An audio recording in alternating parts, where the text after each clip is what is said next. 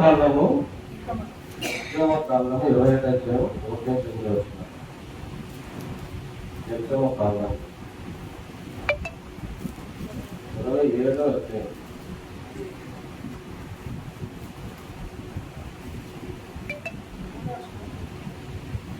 దౌర్యం చెందిన వచ్చిన 27 అధ్యాయం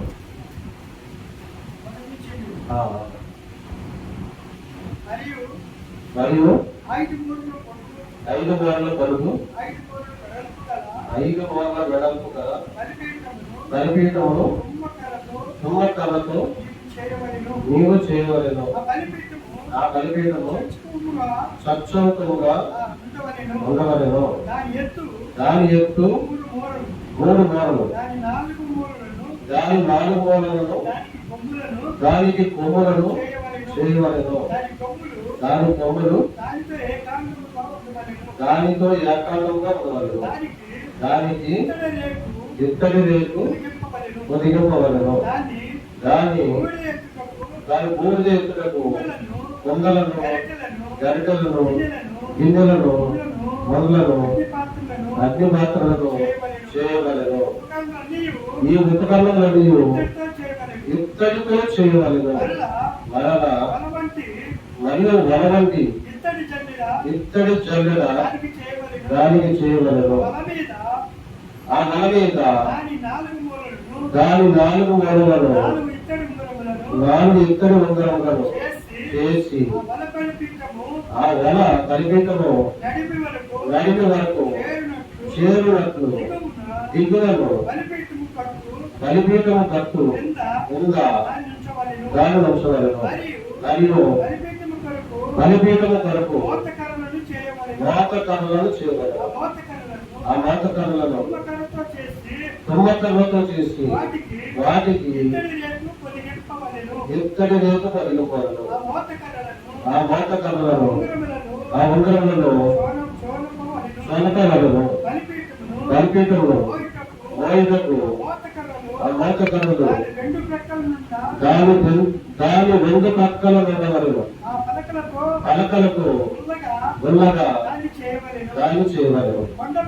కొండ మీద నీకు చూపబడిన ప్రేమికుగాను వారు దాన్ని చేయవలెను. కొండ మీద నీకు చూపబడిన ప్రేమికుగానే దాన్ని చేయవలెను. హల్లెలూయా. మొట్టమొదట దేవుడు అది ఎలా ఉంటుందో చూపించాడు మోషే. ఎవరికి చెప్తున్నాడు ఈ మాటలు? దేవుడు మోషేతో చెప్తున్నాడు. మోషేతో చెప్పి మోషేకి ముందు అది ఎట్లా ఉంటుందని కొండ మీద చూపించాడు. ఏంటది? బలిపీఠం. బలిపీఠం అనేది ఎట్లా ఉంటుంది అనేది మొట్టమొదటిగా కొండ మీద మోషేకి చూపించి ఆ తర్వాత ఆ బలిపీఠాన్ని చేయమని దాని కొలతలు చెప్పాడు. దాన్ని ఎట్లా ఏ కర్ర ఉపయోగించాలో చెప్పాడు. దాని కొలతలు చెప్పాడు. తర్వాత దానికి ఇత్తడి పొదిగించమని చెప్పాడు. ఆ తర్వాత అగ్ని పాత్రలు చేయమని చెప్పాడు. ఇవన్నీ కూడా దేవుడు చెప్పాడు. ఎవరికి? మోషే. దేవుడు చెప్పింది ఏదైనా కూడా శ్రేష్టమైనది అవుతారు. ఇక్కడ దేవుడు తుమ్మకర్ర చెప్పాడు. తర్వాత ఇత్తడి చెప్పాడు. ఇత్తడితో చేయమని చెప్పాడు. ఇక్కడ ఇత్తడి ఎందుకు వాడారు? తుమ్మకర్ర ఎందుకు వాడారు? అసలు బలిపీఠం ఎందుకు? దేవుడి మందసం ఎందుకు అనేది మనం ఆలోచన చేసుకోవాలి. ఒక విషయం గుర్తుపెట్టుకోవాలి. దేవుడు చెప్పింది చేస్తే అది మనకి దేవుడు చెప్పినట్లు చేసుకుంటే మనకి బాగుంటుంది. ఆయన సొంత తెలివితేటలో కాకుండా దేవుడు ఏం చెప్పాడో ఆ దేవుడు చెప్పినట్లుగా నడుచుకుంటే దేవుడు చెప్పి ఇప్పుడు మనకి బైబిల్ గ్రంథంలో బంగారం చెప్పాడు, ఇత్తడి చెప్పాడు, తుమ్మకరం చెప్పాడు. ఆ రోజు నోవాహుతోటి ఓడలు కట్టమని ఏం చెప్పాడు? నోవాహు కూడా ఓడ కట్టినప్పుడు ఒక కర్రను చెప్పాడు. వాళ్ళ కర్ర ఏంటా కర్ర? స్థితిసారకము రాళ్ళతో నీ కొరకు ఓడ చేసుకోవడము. ఎక్కడ ఉన్నది? ఆదికాండం 6వ అధ్యాయం 7వ వచనంలో 14వ వచనంలో చికిత్సారకం వాళ్ళతో వాడ చేయమని చెప్పాడు. చికిత్సారకం వాళ్ళతో అది కర్ర. ఇక్కడ బలిపీఠము. ఇప్పుడు ఇక్కడ బలిపీఠం అంటే ఏంటి? ఇప్పుడు బలిపీఠం అనగా చంపబట్ట లేదా నరకబట్ట అర్థం. దేవుడు ఏం చెప్పాడంటే ప్రత్యక్ష గుడారం చేయమని చెప్పాడు. దానికి ఒక ఏ స్థలంలో చేయాలి అనేది కూడా చెప్పాడు. అంటే ప్రత్యక్ష గుడారంలో పెట్టడానికి ఒక పరిశుద్ధమైన స్థలం కావాలి. అలాగే స్థలంలో ఒక ప్రత్యక్ష గుడారం చేయి. ఆ గుడారంలో ఆరంభంలో బలిపీఠం, పరిశుద్ధ స్థలం, అతి పరిశుద్ధ స్థలం అనేది అది ఎట్లా చేస్తే దాని కొలతలతో సహా దేవుడు చెప్పాడు. ఇక్కడ బలిపీఠాన్ని పాత నిబంధనలో ఎలా వాడేవారు అంటే బలులు అర్పించేవాడు. పాపాల నిమిత్తము ఒక కోడెను, ఒక దూడను, 3 దూడను లేకపోతే ఒక గొర్రెను, మేకను పట్టుకొచ్చి బలిచ్చి దాని అక్కడ ఆ బలిపీఠం యొక్క తల పెట్టేసేవాడు, కాల్చేసేవాడు. దహన బలిగా దాన్ని అర్పించేవాడు. ఇప్పుడు మనం ఏం చేస్తారు? బలిచ్చేసి అది మాంసం వండుకుంటారు. అలా కాదు, బలిచ్చి దాన్ని అక్కడే తగలబెట్టేసేవారు. ఆ తగలబెట్టేసి ఆ బూడిదని అయితే ఆ తగలబెట్టడానికి అందుకనే ఇప్పుడు అక్కడ ఇత్తడి వాడారు. అక్కడ ఇత్తడి వాడారు. ఇప్పుడు కర్ర మీద తగలబెడితే కర్ర తగలబెట్టి అడ్డుకోవాలి.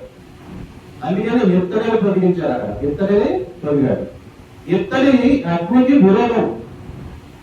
అగ్నిని ఇత్తడి పట్టుకున్నది. ఇత్తడి మీద మనం మంటేస్తే ఇత్తడి కావదు, ఇత్తడి కాలిపోదు. అందుకని అక్కడ ఇత్తడిని వాడారు. అది ఇత్తడి ఎందుకు వాడారంటే మనం ఇవన్నీ కూడా మీరు తెలుసుకోవాలి. ఇత్తడి ఎందుకు వాడారు? అగ్నికి విరోధం ఇత్తడి. తర్వాత బలికి సూచన ఇత్తడి. బలికి సూచన, బలికి సాదృశ్యం ఇత్తడి. బలికి సాదృశ్యం. మరి బంగారం దేనికి సాదృశ్యం? బంగారం దేనికి సాదృశ్యం అంటే బంగారం పరిశుద్ధతకు, దేవుని మహిమకు సాదృశ్యం. బంగారం కూడా శ్రేష్టమైనది. బంగారం శ్రేష్టమైనది. ఇక్కడ తుమ్మకర్ర ఎందుకు వాడాలనేది మనం ఆలోచన చేసుకుంటే తుమ్మకర్ర అంటే చాలా గట్టిగా ఉంటుంది. తుమ్మకర్ర చూడటానికి ఎలా ఉంటుందంటే అది కడుపులు కింద ఉంటుంది, గచ్చిగా ఉంటుంది, సిరగ్గా ఉంటుంది. అయితే అది గట్టిగా ఉంటుందంట. ఈ తుమ్మకర్ర దేని సాదృశ్యం అంటే మానవుడికి సాదృశ్యంగా చెప్పారు. తుమ్మకర్ర మానవుడికి సాదృశ్యంగా చెప్పారు. కానీ తుమ్మకర్రని ఎందుకు వాడారు అనేది మనం ఆలోచించుకోవాలి. ఇతడే బాబు మందసాలు చేయడానికి తుమ్మకర్రని ఎందుకు వాడాడు దేవుడు? తుమ్మకర్రని ఎందుకు చెప్పాడు అంటే తుమ్మకర్ర గట్టిగా ఉంటుందంట, అది పురుగు పట్టదంట.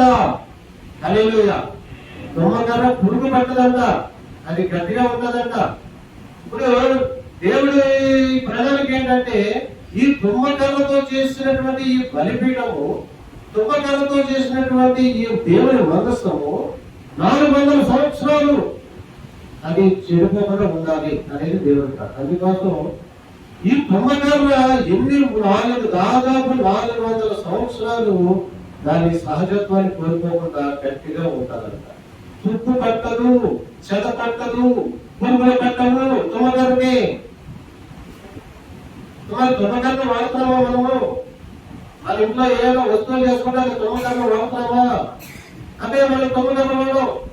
మనకి టేకు కావాలి, మనకు మధ్యకర్ర కావాలి, మనకు వేపకర్ర కావాలి, ఈ రకరకాల కర్రలు వాడుతున్నారు. కానీ తుమ్మకర్ర అంట 400 సంవత్సరాలు అవుతారు.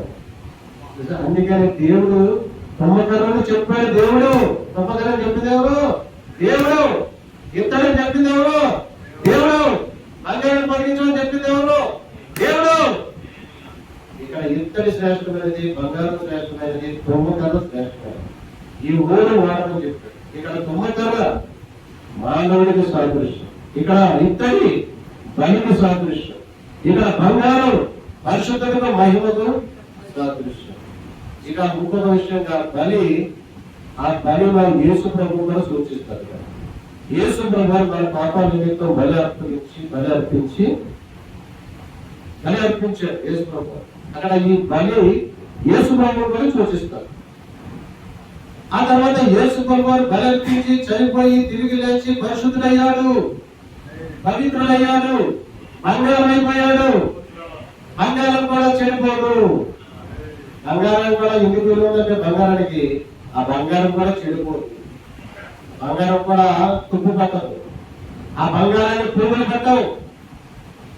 అందుకని బంగారానికి అంత విలువ ఉంది. రాబోయే దినాల్లోనంట బంగారానికి విలువ ఉండదంట, ఇత్తడికి విలువ ఉంటుంది. అసలు బంగారం కనపడదంట కంటికి. ఏం జరుగుతుందో తెలియదు కానీ అసలు కొందామన్నా బంగారం ఉండదంట, అసలు బంగారమే కనపడదంట. ఇత్తడి వాడుతారంట, ఆ ఇత్తడికి విలువ వస్తుందంట. ఆ ఇత్తడికి విలువ వస్తుంది. తర్వాత ఇంకా దేని వస్తుంది విలువ? వెండికి విలువ వస్తుంది. ఇవన్నీ మనం తెలుసుకోవాలి.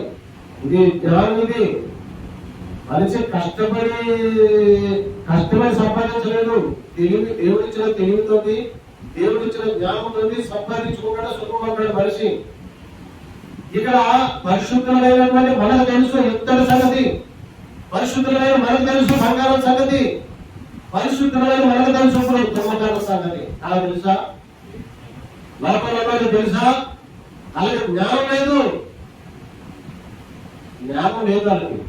ఎందుకు లేదంటే దేవుళ్ళకి రాక, దేవుణ్ణి నమ్ముకోక, ప్రార్థన ఏంటో తెలియక, ప్రార్థన యొక్క విలువేంటో తెలియక, బైబిల్ చదివితే దాని యొక్క విలువేంటో తెలియక, నువ్వు కష్టపడి కూలి పని చేసి కంటే 1 గంట బైబిల్ చదువు, నిన్ను దేవుడు పోషిస్తాడు. పొద్దు నుంచి చదవగా ఇల్లు కష్టపడి పని చేస్తే 500 ఇస్తాడు. నువ్వు డైలీ గంట బైబిల్ చదువు, నువ్వు దేవుడు 30 లక్షలు ఇస్తాడు, లేదా 1 కోటి రూపాయలు ఇస్తాడు, లేదా 10 కోట్లు ఇస్తాడు. నాకు చెప్పాడు దేవుడు, నాకు చెప్పాడు డబ్బులు ఇస్తాను. ఎందుకని నేను బైబిల్ చదువుతున్నాను, ప్రార్థన చేస్తాను, నీకు డబ్బులు ఇస్తా చెప్పాడు దేవుడు. పూజ చెప్పాడు నాకు. నన్ను ఎక్కడ కూర్చోబెడతాను కూడా చూపించేసాడు దేవుడు. రాజుల మధ్యలో కూర్చోబెడతాను చూపించాడు, రాజుల మధ్యలో, అధికారుల మధ్యలో. మరి ఆ స్థానానికి నేను తీసుకెళ్తానని ముందే చెప్పాడు. అలాగే మోషేకి కూడా ముందే చూపించాడు కొండ మీద. ఏం చూపించాడు? కొండ మీద బలిపీఠం ఎలా ఉంటుందో చూపించాడు, ప్రత్యక్ష గుణం ఎలా ఉంటుందో చూపించిన తర్వాత అది ఎలా ఉంటుందో అలా చెయ్యి, అది ఎలా ఉంటుందో అలా చెయ్యి.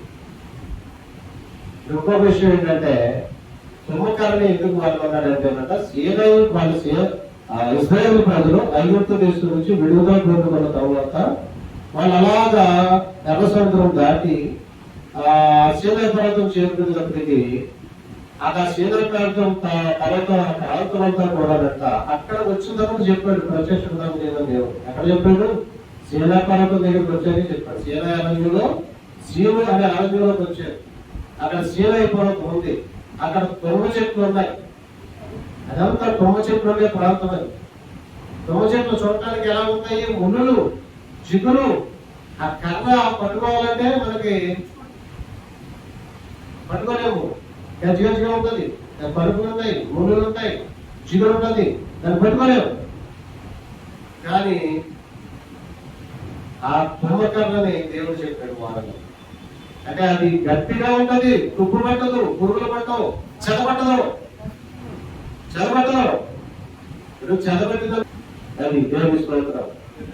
అందుకనే దేవుడు. అయితే అక్కడంతా అన్ని తుమ్మ చెట్లు ఉన్నాయి అక్కడంతా కూడా. అందుకని దేవుడు తుమ్మకర్రతోటి పంపం చెప్పి అది బలిపీఠం చేయమని చెప్పాడు. ఆ బలిపీఠం దేవుడి సాదృశ్యం అంటే చంపబడుట లేదా నరకబడుట నరకం. ఆ తర్వాత ఏం చెప్పాడు? ఈ బలికి సాదృశ్యమైనటువంటి యుక్తడిని వాడమని చెప్పాడు. ఆ తర్వాత లోపల బంగారాన్ని పొడిగించమని చెప్పాడు. బంగారం అంటే పరిశుద్ధతని చేయడం, అంటే దేవుడి మహిమ చేయడం. దేవుడు అక్కడ నివాసం ఉండాలి. పరిశుద్ధమైన స్థలంలో దేవుడు నివాసం ఉంటాడు. అందుకనే పరిశుద్ధమైన స్థలంలో దేవుడు నివాసం ఉండడానికి అనుగుణంగా దాన్ని బంగారంతో పొడిగించమని చెప్పాడు. దేవుడు మన గృహంలోకి వచ్చాడంటే దేవుడికి ఒక నివాస స్థలాన్ని మనం ఏర్పాటు చేయాలి. ఏర్పాటు చేస్తే దేవుడు అక్కడ నివాసం ఉంటాడు.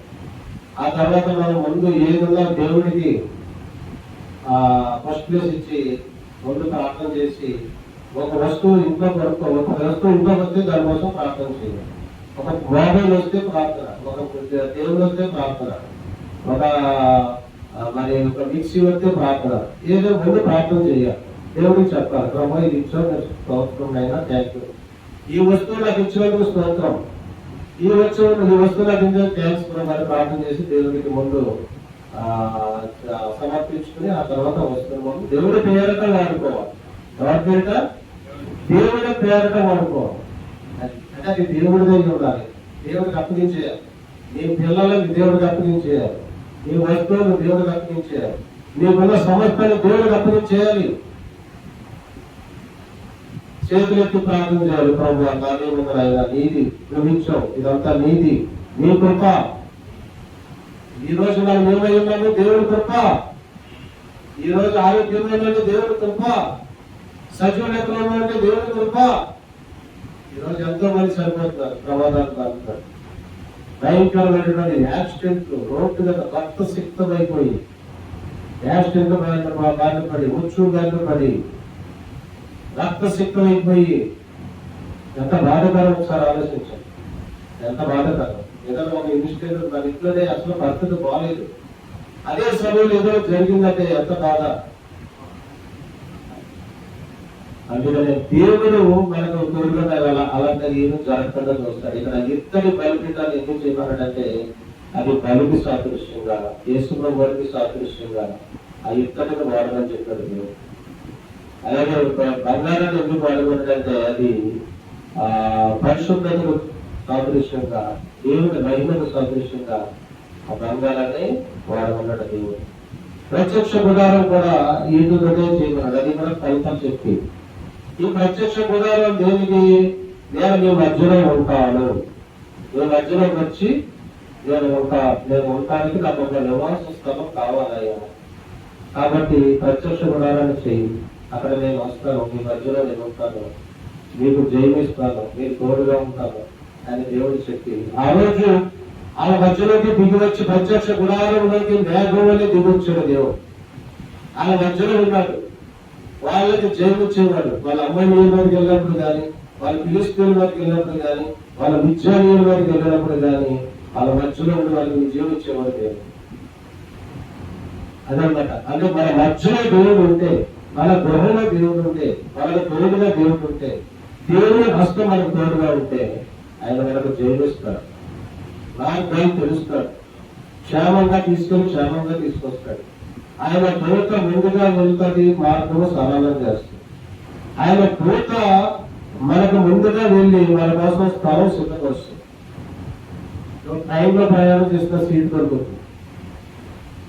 బిజీ చెన్నై నుంచి హైదరాబాద్ వస్తుంటే నాకు రిజర్వేషన్ దొరకలేదు, జనరల్లో కావాల్సిన పరిస్థితి వచ్చింది. బస్ టికెట్లు అవైలబుల్ లేవు నాకు. అప్పుడు నేను జనరల్ టికెటే దొరుకుతాను. నేను 12 గంటల ప్రయాణం చేయాలి, సీటు దొరకకపోతే నా పరిస్థితి ఏంటి? నేను కింద కూర్చోలేదు అందరు లేక, బాత్రూమ్ దగ్గరికి వెళ్ళి కూర్చోలేదు అందరు లేక, నిలబడలేరు నా వయసు 50 వరకు. ఇప్పుడు నాకు ఒక సీటు కావాలి. అప్పుడు దేవుడు ఏం చేశాడు తెలుసా? నాకంటే ముందు దోతల సేపు అంటాడు, అక్కడ నా కోసం సీట్ సిద్ధపడి. నేను వెళ్ళి కూర్చున్నాను, సీట్లో కూర్చున్నాను. ఆ తర్వాత 10 నిమిషాలు పెట్టంతా నిండిపోయింది. ఆ తర్వాత జనం వచ్చి మీద పడ్డారు, లేకంటే జరగండి పేదలు ఎక్కువ. నాకు మాత్రం సీటుని దేవుడు 12 గంటల ప్రయాణంలో దేవుడు సీట్ ఇచ్చాడు. క్షేమంగా హైదరాబాద్ వచ్చేసి సీటు దొరకకపోతే ఏదో 2 స్టేషన్లు కాదు, ఏదో 10 నిమిషాల ప్రయాణం కాదు, 1 గంట ప్రయాణం కాదు, 2 గంటల ప్రయాణం కాదు, 12 గంటల ప్రయాణం. 12 గంటల ప్రయాణంలో కూడా పెట్టి ఖాళీ అవ్వలేదు. ఎందుకనే ఎక్కుతున్నారు, పెట్టి ఖాళీ అవ్వలేదు, సీట్లు ఖాళీ అవ్వలేదు. అది అందుకనే దేవుడు కృప మనకు తోడుగా ఉంటే, దేవుడు మనకు తోడుగా ఉంటే, దేవుడు హస్తం మనకు తోడుగా ఉంటే, అలాంటి సమయంలో దేవుడు తోడుగా మనకు సహాయం చేస్తాం. అనుకోకుండా తోమ గారి సమాధి చూసి వచ్చాను. తోమ గారి సమాధి చూసేసారు. అక్కడ తోమ గారు కట్టించిన చర్చ్ ఉంది. కిందకి వెళ్తే తోమ గారి సమాధి ఉంది. ఆ లోపల వెళ్తే చర్చలో కూర్చున్నాను, ప్రార్థన చేసుకున్నాను. తోమ గారి సమాధిని చూశాను. ఆ బయట లోపల అన్ని ఫోటోలు తీసుకున్నాను. ఫోటో తీయొద్దన్నారు జనాలు, ఫోటో తీయొద్దన్నారు. ఫోటో తీస్తాడేమో నేను సెక్యూరిటీ చూసాను. ఆయన నేనేమో నా మనసులో వచ్చిందంటే ఎందుకైనా మంచిది ఫోటో తీయొద్దంటాడేమో అని ఫోటో తీయలేదు. అడుగుమని ఫోటో తీయలేదు. అవి చూసుకుంటూ వెళ్తున్నారు. ఆ ఫోటో తీయలేదు కానీ బయటికి వెళ్ళిపోయాడు. ఆ తర్వాత నేను వెళ్ళి లోపల కింద సమాధి, ఆ లోపల అన్ని కూడా ఫోటోలు వాళ్ళు మ్యూజియం పెట్టారు. మ్యూజియము, అక్కడ సమాధి అన్ని ఫోటోలు తీసుకున్నాం. బయట కూడా ఫోటోలు తీసుకున్నాం. ఆ తర్వాత చర్చలో ప్రార్థన చేసుకున్న తర్వాత అక్కడ రావడం ఆవిడతో తెలుగు మాట్లాడితే ఆవిడ తెలుగు మాట్లాడారు.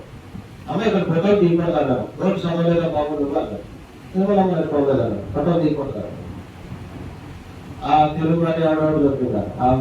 అలా ఆవిడ చెప్పింది, గైడెన్స్ అన్ని చూసాను నీట్గా. అదే రోడ్లో ఉపయోగిస్తుంది ఏంటంటే అదే రోడ్లో సీఎం కొత్తగా సీఎం అయిన విజయ్ దళపతి ఆ రోడ్లోనే వెళ్తాడంట.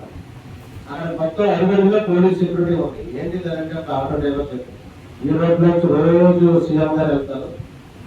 సీఎం వెళ్ళే రోడ్ నుంచి వెళ్ళి మెరీనా బీచ్ చూసుకుని ఆ తర్వాత అంటే దాంట్లో మెరీనా బీచ్ చూసాము.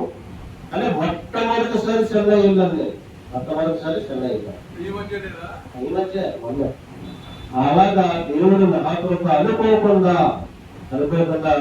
ఆ మహాదేవుడు మరి తోమ గారు యేసుప్రభు శిష్యుడైన తోమ గారు చనిపోయిన స్థలంలోకి నేను వెళ్ళాను. ఆ సమాధి చూశాను. దేవుడు చూపించాడు నాకు, అంతే. దేవుడు చూపించాడు. నేను అనుకున్నాను, ప్రార్థన చేసుకున్నాను. తోమ గారు అప్పుడు ఎందుకంటే కేరళ ప్రాంతానికి వెళ్ళినప్పుడు తోమ గారి సమాధి చూపిస్తామని చెప్పి చూపించకుండా తీసుకొచ్చాను కేరళకి. నేను అనుకుంటాను, అప్పుడు అనుకున్నాను మనసులో కేరళ సమాధిని చూడాలి అని అనుకున్నాను. అది జరిగింది. అంటే అనుకోవడానికి జరిగిపోతుంది అంతే. అనుకుంటే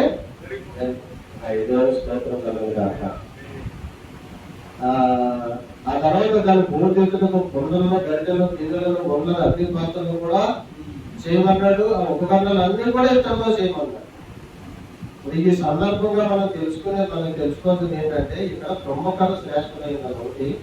అది మనిషికి సాదృశ్యము. ఆ తర్వాత ఇద్దరి బలికి సాదృశ్యము. ఆ తర్వాత బంగారం దేవుని మహిమకు సాదృశ్యము, దేవుని పరిశుద్ధులకు సాదృశ్యం. ఆ తర్వాత బంగారం విలువైంది. దేవుడు చెప్పాడు బంగారం కూడా తుప్పుపడదు, బంగారం చెడిపోదు, బంగారం తన సహజత్వాన్ని కోల్పోదు. ఎన్ని సంవత్సరాలుగా బంగారం అలాగే ఉంటుంది. ఎన్ని సంవత్సరాలుగా బంగారం ఉంటుంది. ఇత్తడి కూడా అలాగే ఉంటుంది. ఇత్తడి కూడా చాలా విలువైంది. ఇత్తడి పాత్రలే పూర్వం ఇత్తడి పాత్రలే వాడేవారు. మట్టి పాత్రలో ఇతర పాత్రలు వాడేవారు. స్టీల్ లేదప్పుడు. ఇప్పుడు స్టీల్ వచ్చింది. ఇప్పుడు అంటే స్టైల్ గా స్టీల్ వాడుతున్నాం. కానీ ఇత్తడిగా స్టీల్ కంటే ఇత్తడే శ్రేష్టమైంది. అదనమాట. బంగారం కూడా శ్రేష్టమైంది. ఇప్పుడు ఇక్కడ ప్రత్యక్ష గుడారము చేయమన్నాడు. ఆ ప్రత్యక్ష గుడారంలో ఆవరణం దేనికి సాదృశ్యం, మరి పరిశుద్ధ స్థలం దేనికి సాదృశ్యం, మరి ఆ తర్వాత అతి పరిశుద్ధ స్థలం దేనికి సాదృశ్యం. ఇక్కడ ఆవరణలు ఏముంటాయి? ఆవరణలో బలిపీఠం ఉంటాయి. అంటే గంగాలు, ఇత్తడితో చేసిన గంగాలు ఉంటాయి. అక్కడ బలిపీఠం ఉంటుంది. అక్కడ పాపాలు ఒప్పుకొని పశ్చాత్తాపడి పరిశుద్ధ స్థలంలోకి రావాలి.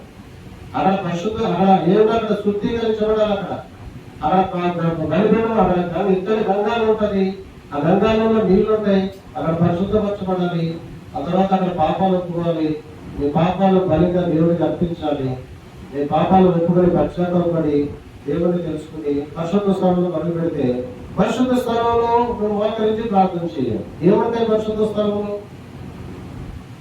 పరిశుద్ధ స్థలంలో దీపవృక్షం ఉంటుంది. ఆ దీపవృక్షం కూడా బంగారంతో పొదిగించబడింది. మరి గోపవేదిక ఉంటుంది. ఆ గోపవేదిక దేని సాదృశ్యం? ఒక వేదిక. మన ప్రార్థననే గోపం అయ్యాలి. అతి పరిశుద్ధ స్థలంలో గురించి పాపిగా జీవిస్తున్న మనము, ఐగుప్తనే లోకంలో ఉన్న మనము దేవుడు మందిరానికి వచ్చి ఆ ఆవరణంలో శుద్ధి చేసుకుని పరిశుద్ధ స్థలంలోకి వచ్చి నువ్వు ప్రార్థనా పరుడువై ధూపవేదిక సాదృశ్యంగా నువ్వు ప్రార్థన ధూపం వేయాలి, ప్రార్థన ధూపం వేయాలి. ఆ తర్వాత అక్కడ దీపవృక్షం ఉంటుంది, 7 దీపాలు ఉంటాయి.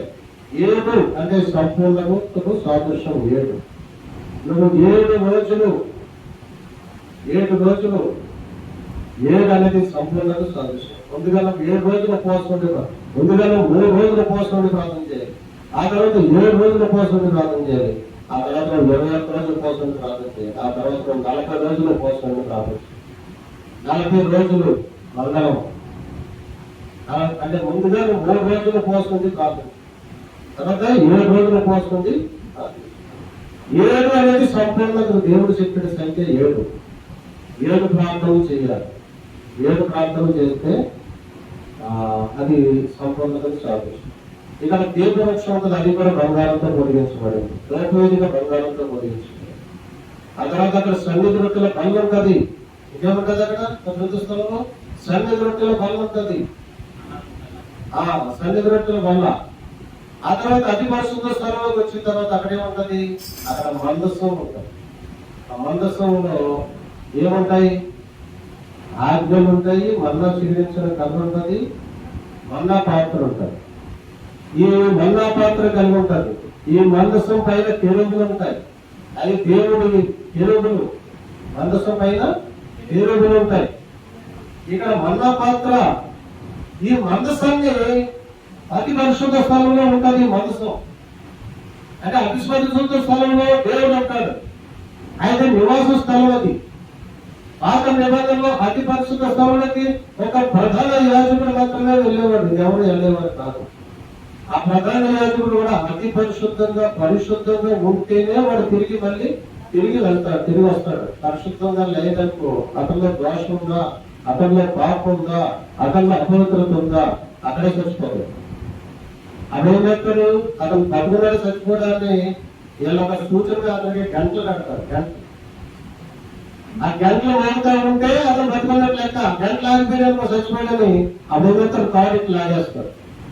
అది అంటే అంత పవర్ ఉండేది పాత నిబంధనలో, దేవుడి పవర్. అయితే మరి ఉపయోగం లేదు అంత పవర్. అంటే యేసు ప్రభు రక్తాన్ని మనం గట్టిగా పెట్టాడు. ఇలా దేవుడు ఏమనుకున్నాడంటే ఇలా చంపుకుంటూ పోతే అందరూ చచ్చిపోతారు. ఎందుకంటే నరుని హృదయము అది ఘోరమైన వ్యాధి కలిగినది, అది చెడిపోయింది, వాళ్ళు కరెక్ట్ గా ఉండలేకపోతున్నారని దేవుడు అర్థం చేసుకుని అప్పుడు మన కోసం యేసు ప్రభు గారిని ఈ లోకానికి పంపి మన పాపాల నిమిత్తం ఆయనను బలిగా అర్పించి ఆయన చిందించిన అమూల్యమైన ప్రశస్తమైన రక్తాన్ని మన గట్టిగా పెట్టాడు, మన పాపాలు గట్టిగా పెట్టాడు. లేకపోతే మనం చచ్చిపోతాం. మన పాపాలు కానీ రక్తం గట్టిగా పెట్టేశాడు, మన దోషాలు కానీ రక్తం గట్టిగా పెట్టేశాడు, మన అపవిత్రతకు ఆయన రక్తం గట్టిగా పెట్టేశాడు. అందుకని మనం బతుకున్నాం.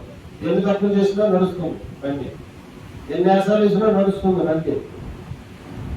ఎందుకంటే దేవుడు తన కుమారుడు మన నిమిత్తం బలించాడు కాబట్టి, మన పాపాల నిమిత్తం ఆయన కుమారుడు వెల చెల్లించాడు కాబట్టి, మన పాపాల నిమిత్తం ఆయన కుమారుడు వెల చెల్లించాడు. మన పాపాల నిమిత్తం యేసు ప్రభువు వెల చెల్లించాడు. ఆయన రక్తాన్ని మన పాపాలు గట్టిగా పెట్టాడు. అందుకే యేసు రక్తం ప్రతి పాపాలను మనల్ని పవిత్రులుగా చేయడం. ఆయన రక్తం మనల్ని పవిత్రీకరిస్తారు, పరిశుద్ధపరుస్తారు, శుద్ధీకరిస్తారు. నేను బంగారం వల్ల కడిగిన ఉత్సవాలే చేస్తాను, నేను బంగారం వల్లే చేస్తాను. నువ్వు బంగారం అయిపోయావు. ఇప్పుడు నువ్వు తొమ్మగలవ కాదు, ఇప్పుడు నువ్వు తొమ్మగలవ కాదు, నువ్వు ఇత్తడం కాదు, నువ్వు ఇప్పుడు బంగారము. రక్షణ పొందుకునే, ఆత్మను పొందుకునే, అభిషేకం పొందుకున్న బిడ్డ బంగారంతో సమానం. మహిమ, దేవుని మహిమ అతనికి ఉంటుంది, దేవుని పరిశుద్ధత అతనికి ఉంటుంది. బంగారంతో పోల్చాడు పరిశుద్ధతను దేవుడు. దేవుని మహిమను బంగారంతో పోల్చాడు. ఇప్పుడు బంగారం, మరి ఈ బంగారానికి కలంకం తెచ్చుకుంటావా?